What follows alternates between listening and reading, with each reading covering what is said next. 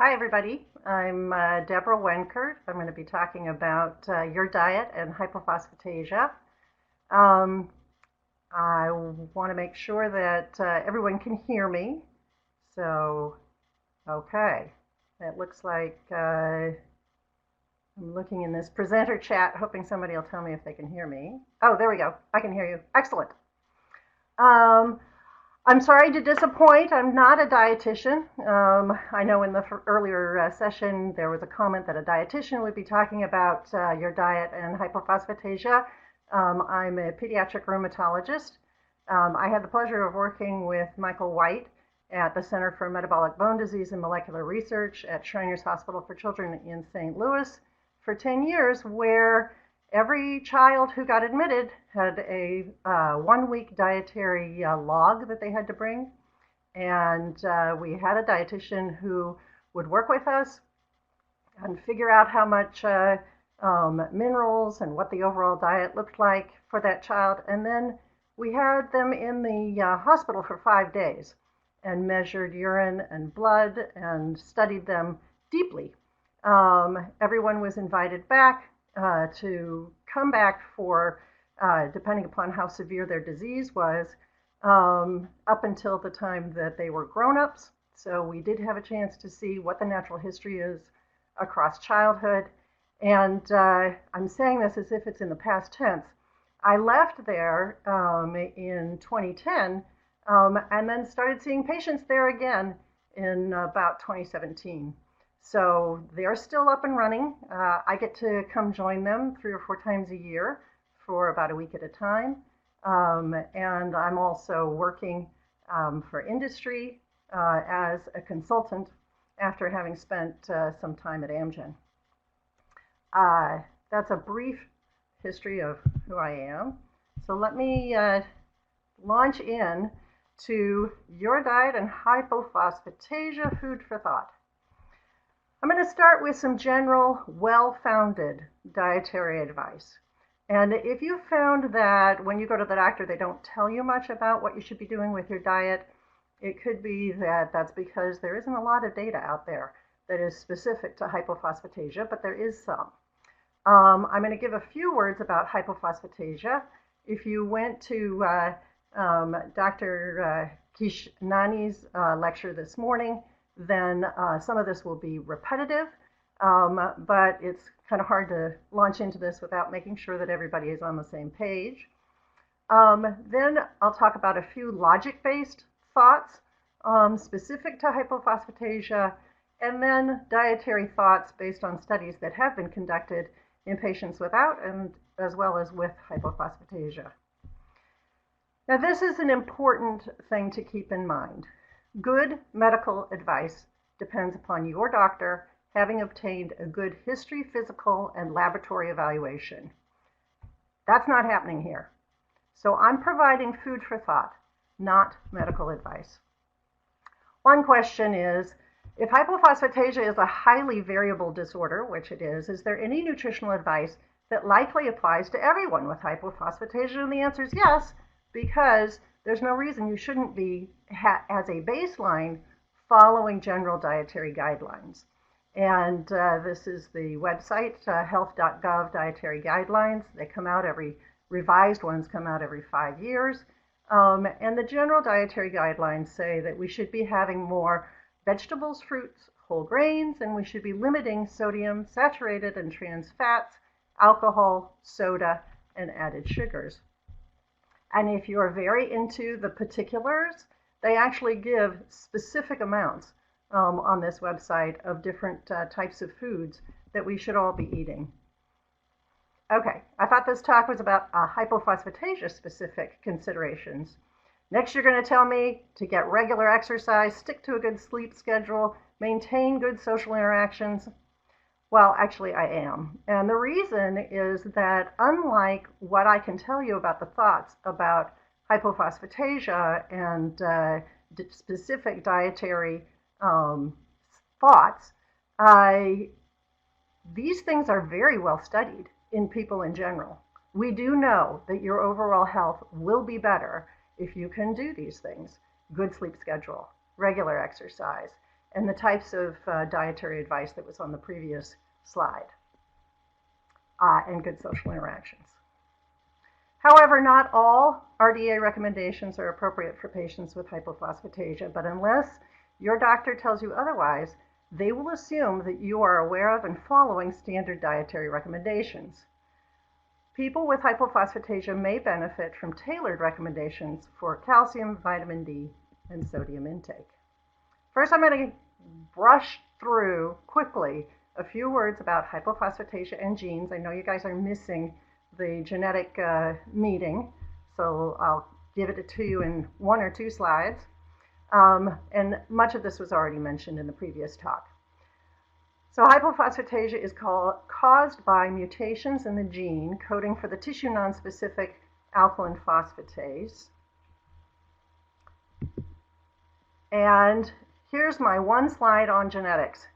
Each chromosome, you get 1 copy of it from your mom, 1 copy of it from your dad. Each chromosome contains many genes. The gene is the segment of DNA that tells the cell how to make a particular protein. And the Human Genome Project estimates that humans have between 20,000 and 25,000 genes. Not surprisingly, it basically means that all of us have a mutation in something. If you have hypophosphatasia, then you know one of the genes in which you have a mutation, because everyone with hypophosphatasia has at least 1 loss of function mutation in ALPL, which is the name of the gene that codes for tissue nonspecific alkaline phosphatase. However, that specific mutation or combination of mutations can be different from one individual to another. There are 400 different mutations that have been identified that can cause hypophosphatasia. And the inheritance for those who have severe hypophosphatasia is called recessive, meaning that they got a altered gene from mom and an altered gene from dad. Mild could either be recessive or dominant. They could have gotten an altered gene from mom or from recessive, altered gene from mom and dad, as I said before, was severe, or it could be dominant, in which they got an altered gene from the mom or the dad. Carriers, by the way, can also have mutations. They typically have only 1 mutation, but they have no disease. So, more information about tissue nonspecific alkaline phosphatase. It sits on the outside of cells in the liver, kidney, bone, teeth, and it takes phosphate groups off of molecules. And these are the natural substrates for this enzyme. Inorganic pyrophosphate. It's a potent mineralization inhibitor. And when you take the phosphate group off of inorganic pyrophosphate, it no longer functions as a mineralization inhibitor, and thereby, for however much you have taken off, and thereby you can then mineralize your bones. Pyridoxal 5-phosphate. It's the major active form of vitamin B6, and I will talk more about that towards the end of the talk. And phosphorethanolamine. It helps link proteins to a cell surface, and I'm not going to talk about that anymore. Hypophosphatasia severity varies widely, and it generally parallels the age of presentation. So here's one way to conceptualize it. If somebody has abnormalities in their skeleton that are noticed before birth, it might mean that they have perinatal lethal hypophosphatasia. However, there's also something that's called perinatal benign, not so benign some of the time, but that means that they had some abnormalities that were noticed before birth, but their clinical manifestations and the age at which they show other aspects of the disorder fall into the regular categories. It sounds esoteric, but we found that at least 10% of people with pediatric hypophosphatasia did have a presentation before birth. Now, the reason I've done this with these concentric circles is that if you have pediatric odontohypophosphatasia, then you have a limited number of symptoms. Mild childhood will have the same symptoms plus some, and then on through the rest of the severity. If you had childhood hypophosphatasia and you're now an adult, obviously you still have hypophosphatasia. So that's one form of how of a category of people with hypophosphatasia who are adults. Other categories are people who have had adult onset hypophosphatasia or just have tooth manifestations with the onset in adulthood. So for odontohypophosphatasia, there's early loss of baby teeth with the root intact, as is shown here. Before age 5, adult odonto is significant loss of adult teeth. And the key here is there is no x-ray or skeletal biopsy abnormality. So if someone with odonto goes and gets a biopsy, they do not have osteomalacia if the diagnosis is correct. And as I said, we've had an opportunity to follow kids with odontohypophosphatasia, which I do think is a good idea, about every 5 years for most of them, to find out whether or not they ever started manifesting other problems. Occasionally, someone who seemed to only have odonto will start showing an x-ray abnormality, but we certainly are not biopsying these kids. Most of them never have any problem beyond having a tooth problem. Childhood hypophosphatasia can be divided into mild versus severe. It has the early loss of baby teeth and the rickets. The fact that you can see rickets on x-ray is one of the things in children that helps one avoid a biopsy, because if somebody has osteomalacia as a child, they will show up with abnormalities on their x-ray. And a number of other abnormalities that I won't go through because Dr. Kishnani already did. Infantile hypophosphatasia has the things that are sometimes seen in severe or are seen in severe childhood hypophosphatasia and sometimes other abnormalities. One of the things that I think is always worth mentioning is functional craniosynostosis. This is where the sutures of the skull are fused, but it doesn't look like it on x-ray. So that can be a tricky one. And adult hypophosphatasia, the skeletal disease typically shows up during middle age. And you can see the rest on the slide, and I don't want to spend more time on it.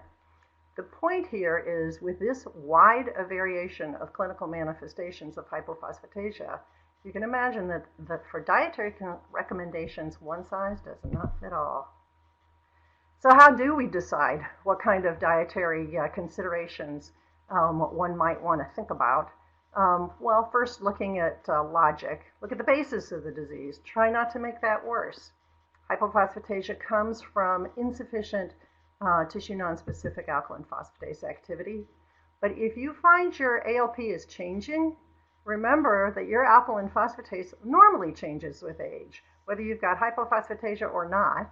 And so I don't think I would invoke that you need to change your diet because your alkaline phosphatase is changing. Think about where you are on this age scale, and it could be that it's just a normal change with age. So what are the dietary causes of a decreased alkaline phosphatase activity? There are many different causes of low alkaline phosphatase activity beyond hypophosphatasia. They don't occur all that often, but there are some, and this can occur in people who do not have hypophosphatasia. They'll have a low alkaline phosphatase activity, but theirs never goes back to normal. Theirs goes back to normal when you fix these. So deficiencies: starvation, zinc or magnesium deficiency, B12 deficiency, profound anemia, vitamin C deficiency, or excess, too much antacid, vitamin D intoxication. Each of these things can drop the tissue nonspecific alkaline phosphatase activity in somebody without hypophosphatasia. I have no reason to believe that couldn't also occur in hypophosphatasia. So does it make sense? Well, there are 2 zinc ions and 1 magnesium ion present at the active site of each of the alkaline phosphatase monomers. So not having enough zinc and not having enough magnesium, you can imagine that this protein would not work well. Here's just a repeat of the previous slide. And this is something that I think is quite important to talk about when talking about any kind of potential advice for people when you are not specifically making that advice based on your knowledge of that patient. The Goldilocks principle: not too much, not too hot, not too cold, you want it just right. Also called moderation in all things. If we took that previous slide and went to the opposite extreme, instead of starvation, you'd have obesity. Instead of zinc insufficiency, you'd have zinc excess, which can cause abdominal pain, diarrhea, nausea, vomiting. Vitamin C, if you have vitamin C excess, you do get side effects, diarrhea, abdominal bloating, and there's a lot of evidence that shows it increases your risk for kidney stones. What about vitamin D excess causing a low alkaline phosphate? Well, if you have vitamin D insufficiency, you now have an additional cause for rickets and osteomalacia in adults. So the key here is you don't want to go to any extremes unless you have been told by a physician who is monitoring everything that they want you to change your diet specifically in one way for you because of what they're finding in your labs. To do otherwise is making yourself a guinea pig in an unmonitored experiment. Okay, so let's look at other metabolic changes associated with hypophosphatasia. The bony problems are from poor mineralization of the skeleton. The primary minerals of the bone are calcium and phosphate. Since there's insufficient calcium and phosphorus in the bone in hypophosphatasia, should everyone with hypophosphatasia take calcium and phosphorus supplements as is done in other forms of rickets? No. Not unless you're directed to do so by the doctor monitoring your blood and urine minerals. Unlike other forms of rickets and osteomalacia, the circulating levels of phosphorus, calcium, and vitamin D are not typically low, and in fact, the blood phosphorus levels are typically high, and calcium levels can be high. Remember, hypophosphatasia bone disease occurs from the overabundance of an inhibitor, inorganic pyrophosphate. That's very different from somebody saying, well, you don't have enough calcium and phosphorus in your bones, here, take more. That's not the issue. It's that you have something inhibiting the ability of your body to take the calcium and phosphorus that you're exposed to and put it into bones. So how do you decide what to do about the diet for someone with abnormal laboratory values? In general, for any lab, it's your doctor's job to figure out, is this lab normal in this particular patient under these circumstances? The normal range that's listed on the printout might not apply to you. Some labs may vary based on age, gender, timing of the physical exertion prior to obtaining the lab, your last meal, time of day, etc. So you really do need to have a doctor interpret the labs, even if you've got a printout telling you what they're calling the normal range. Is it normal given the values of this patient's other labs? A lot of lab values influence each other, so we'll talk a little bit about that in a minute. And you have to look at it in context, not just one lab at a time. So let's say that a doctor decides that your laboratory value is abnormal. Is it something that's expected to cause trouble and needs to be fixed? Is it something that is expected to do no harm, so leave it alone, because otherwise you're basically doing an uncontrolled experiment? Or is it your body's way of protecting you because something else is going wrong? In which case you'd probably leave it alone. So all of the food for thought comments on the next slides are intended to help you in your discussion with your doctor. These are not recommendations. And I'm just reminding you that even if you have results of your labs, your doctor has a more complete picture of your health, growth rate, current diet, insight into what can affect the lab test, and the laboratory in which it was run. Maybe the machine's not working. And we do find this from time to time. We'll have a group of patients all within a couple of weeks I'm not talking about Shriners Hospital for Children in St. Louis. I mean, we as physicians. And sometimes you'll just see a bunch of labs come through that don't make sense to you. And so you call up the lab, you say, I don't think this makes sense. Is there any chance your machine's not working? And every so often, the answer is, oh yeah. So again, I'm referring you back to your doctor. Your doctor is the one who has insight into what's going on. The food for thought comments also assume that there is nothing else going on that might be governing how your body controls mineralization that's not quite working. So let's talk about calcium and vitamin D.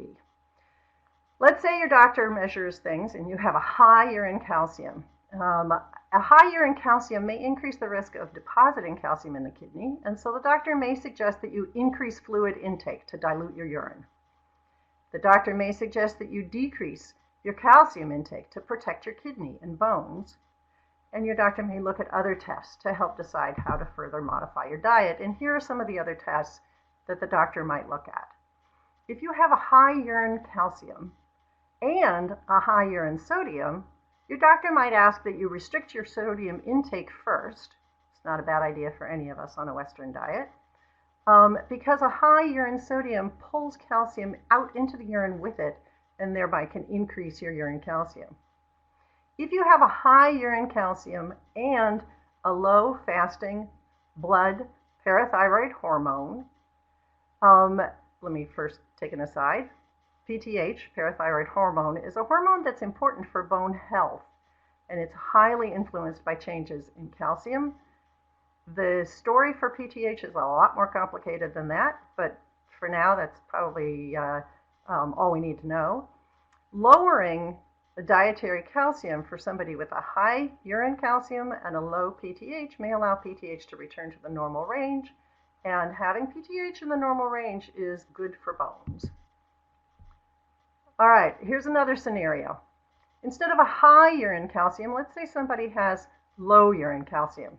After also checking PTH and vitamin D, your doctor might suggest that you increase your dietary calcium intake to provide more mineral for your skeleton and make healthier bones.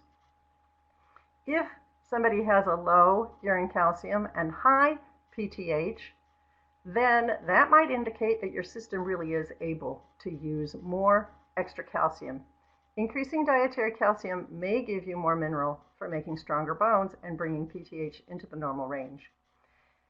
For each of these, there are other potential possibilities to explain these types of laboratory outcomes. So I really would encourage you to go back and talk to your doctor. You're going to get tired of hearing me say that.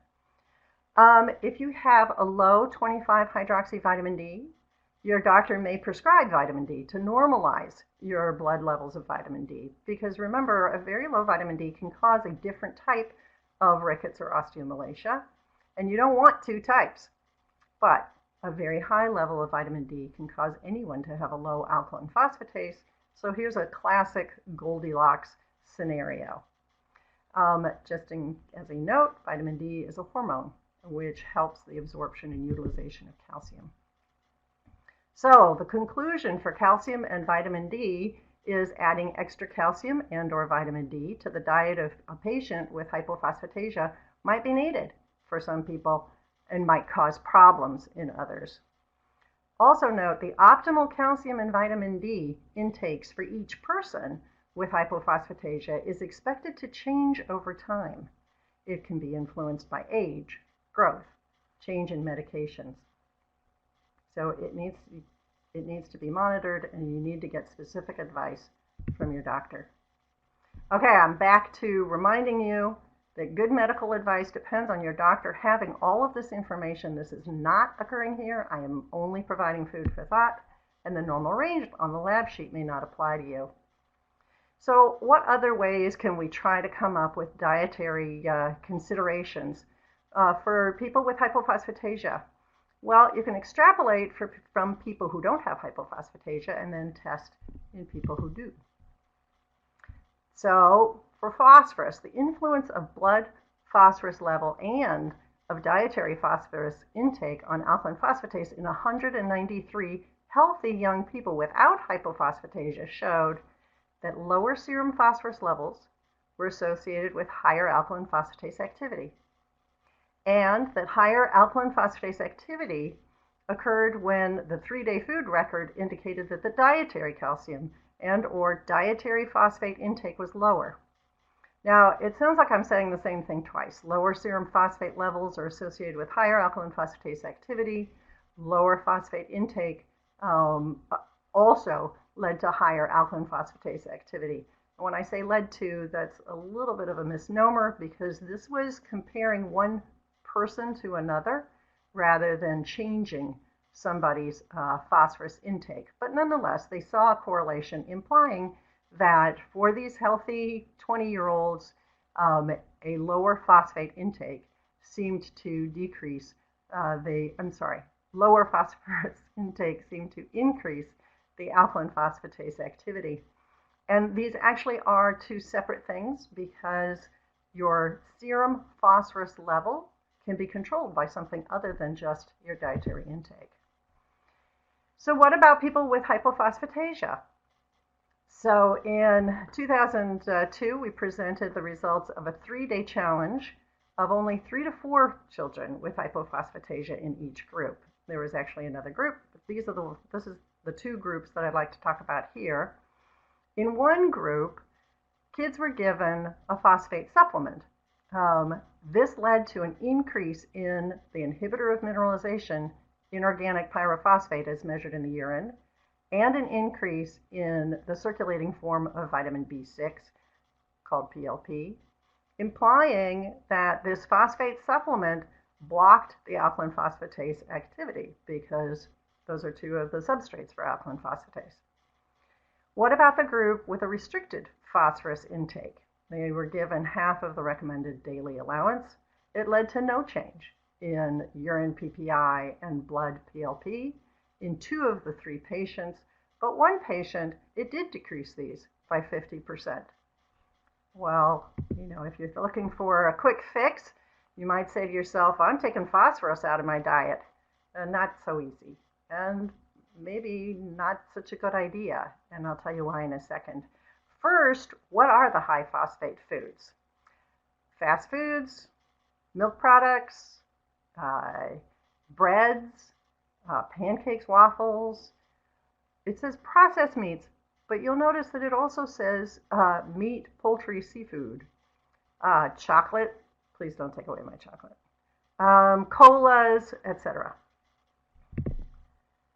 So that would be, actually I'm going to go back for a second.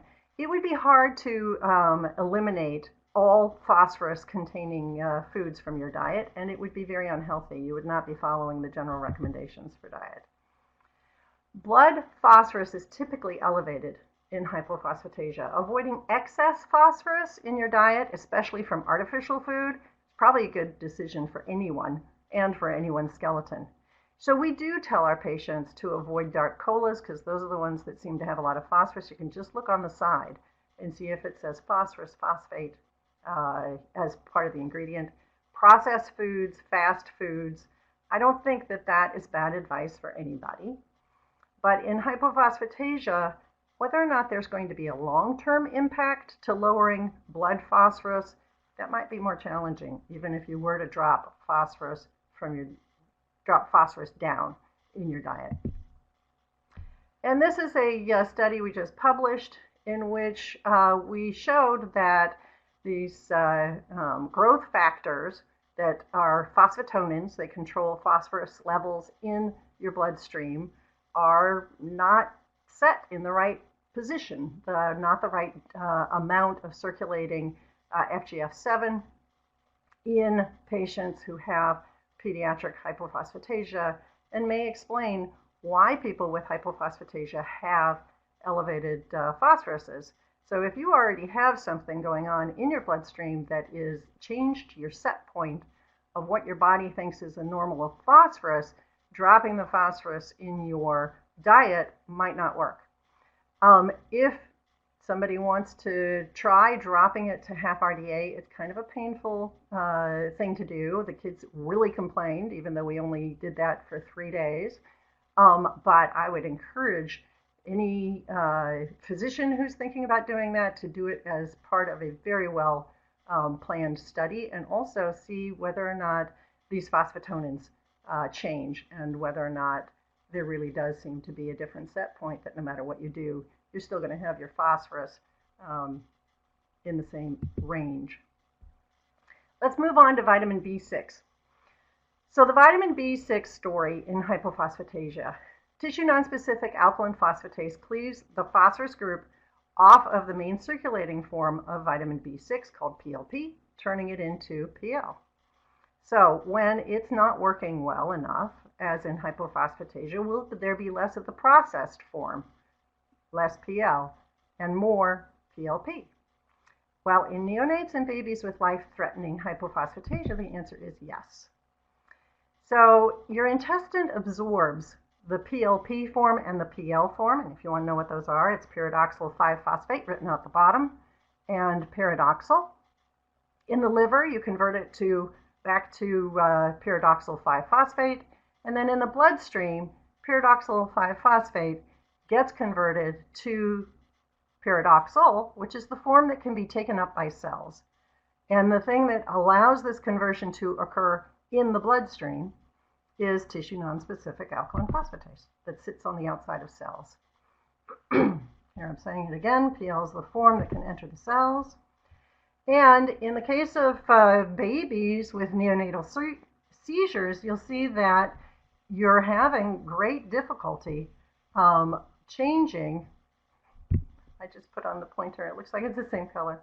Okay, you have great difficulty changing your main circulating form into the form that can be taken up by cells, because the amount of tissue nonspecific alkaline phosphatase in these babies is so incredibly low.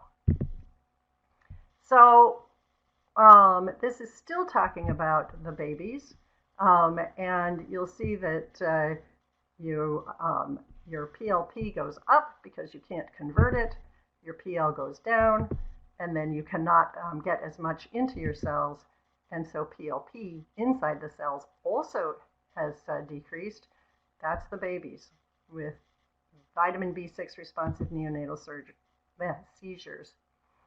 So is PL low in other patients with hypophosphatasia? And I think we know the answer to this, and the answer is no. The amount of tissue nonspecific alkaline phosphatase sitting on the surface of cells that can convert PLP to PL is higher in the patients who don't have neonatal seizures. And in 1985, Dr. White showed that circulating levels of PL are normal or elevated in patients with hypophosphatasia who do not have the neonatal or infantile form with seizures. That was 11 patients.